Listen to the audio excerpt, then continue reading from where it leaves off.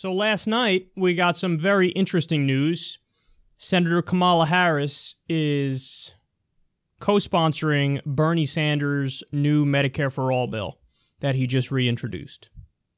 So I have many, many thoughts on this. First of all, is it a good thing that she's doing it? The answer is yes. The answer is yes. I want every single Democrat in the Senate to do it. And we need to be careful to make sure we don't fall into the trap of damned if you do, damned if you don't. So in other words, if Kamala Harris didn't come out in favor of Medicare for All, we'd be like, yeah, you come out in favor of Medicare for All, what's wrong with you?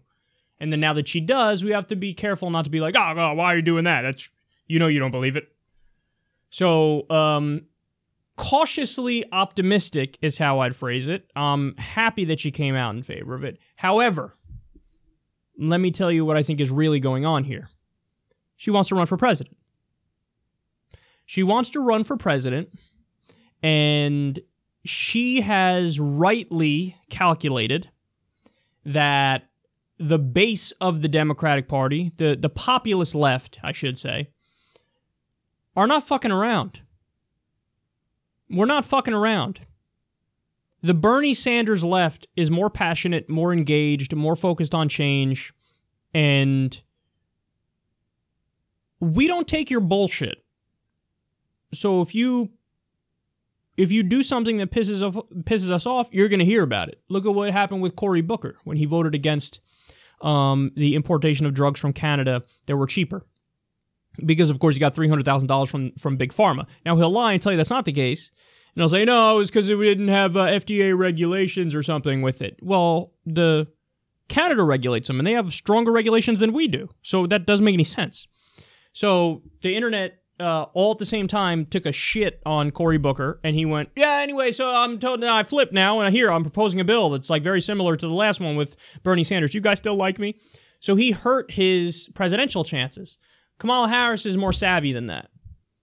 She's like, oh, I see where the energy is here. Anyway, yeah, totally, Medicare for All, I'm on that page. So I'm happy that she did it, but you have to keep everything in perspective, and she is doing it for cynical reasons.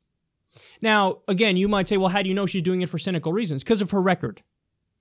So when she was Attorney General of California, Steve Mnuchin, former Goldman Sachs guy, but at the time he was the head of One West Bank, they were illegally foreclosing on people all over the place, including grandmas and grandpas. They were skirting regulations and rules, and they would foreclose on people early, and that's illegal. And so Kamala Harris's own office recommended, you need to prosecute Steve Mnuchin. You need to prosecute One West Bank. She didn't do it. Why didn't she do it? Turns out you dig into the fundraising, and she raised money from them. So she's a corporate Democrat. Don't get it twisted. She 100% is a corporate Democrat. She's also savvy, and she also wants to run for president. And here's the conundrum, okay? So she came out in favor of it, that's good. But we know she's doing it for cynical reasons, that's bad. To me, the only thing that matters is, if push comes to shove, would she actually sign the bill? So we're in a hypothetical scenario. We're off in the future. Kamala Harris is president. The Democrats have a supermajority. The Democrats just put a bill on her desk, Medicare for All. Does she sign it or does she not sign it? Now, if you go take her on her word right now, yes, she would sign it. But right now that's not the situation right now. Right now, she knows the Democrats have a minority. President Trump's in there. Medicare for All is not going to get through.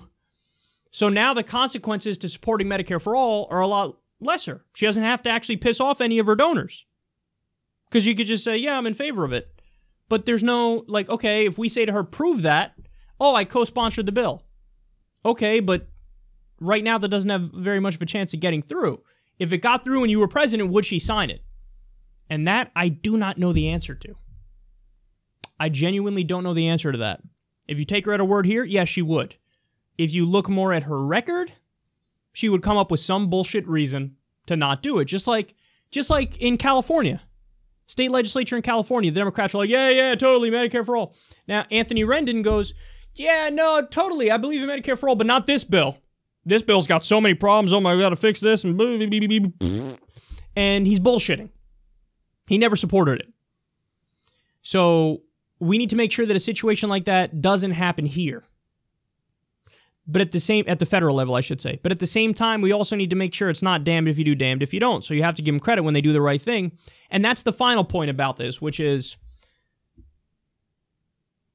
to the extent that she really does believe in it, and the reason why she co-sponsored this is because of you guys. Because you said, no, we're not fucking around. So you know how everybody's been debating recently, oh, is it okay to have Medicare for all as a litmus test? And what has my position been all along? Fuck yeah, it's okay. Absolutely. I never understood the people who were like scared of the idea of a litmus test. Like, oh, you actually have standards? Yeah. Like, oh, you have things that you actually want your politicians to be in favor of? Yeah. Like, at what point did that become like oh, you're crazy? I think the opposite is crazy. To not have a litmus test is crazy. Of course you have to have a litmus test. Here are the things that we support, that the overwhelming majority of the American people support, that are really popular. So because we had a litmus test, and because we were unapologetic and unwavering in our support for Medicare for all, because the numbers are moving strongly in one direction, 77% like Medicare as a program, 60% want Medicare for all as a program, even more Republicans want it than don't want it. So overwhelming majority Democrats, majority of independents, and more Republicans support it than don't. The fuck? Of course. So we're so clear, and the case is so strong, and the people want it so much that it's only because of that public pressure that she came around and said, yeah, I'm in favor of Medicare for all. So it's a good thing she came out in favor of it. I support her coming out in favor of it. I'm cautiously optimistic, but we have to keep in mind her record too. And we have to keep things in perspective as well. And just know why she's doing it.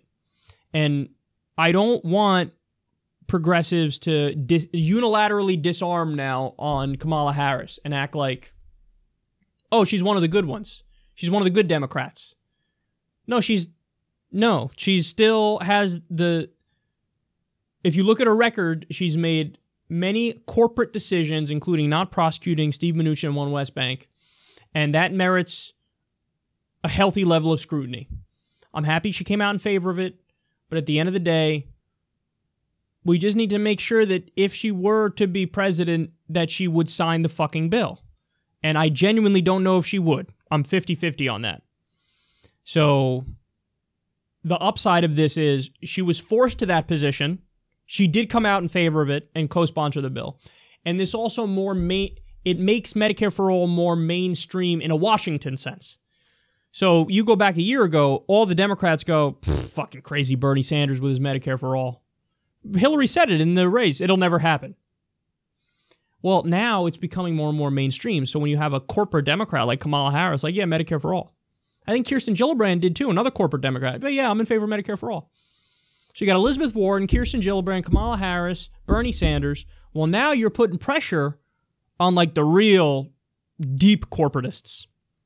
Now you're putting pressure on the Tim Kaines and Democrats like that to go, shit, I'm going to be late to this party now, aren't I? And they're going to start to look at the issue like the gay marriage issue, where for the longest time, Washington against it, a few dominoes fell, and everybody's like, oh no, totally for it. It took Hillary till 2013. But this issue is going to become like that issue, and that is the unquestionably positive part of this. Now, for 2020, I know she wants to run. I'm convinced she's going to run, Kamala Harris, and the establishment is going to fall in line behind her because they trust her, even though she's given the lip service to Medicare for all. But we can only hope, the real left, the populist left, that either Bernie Sanders runs again or Elizabeth Warren runs.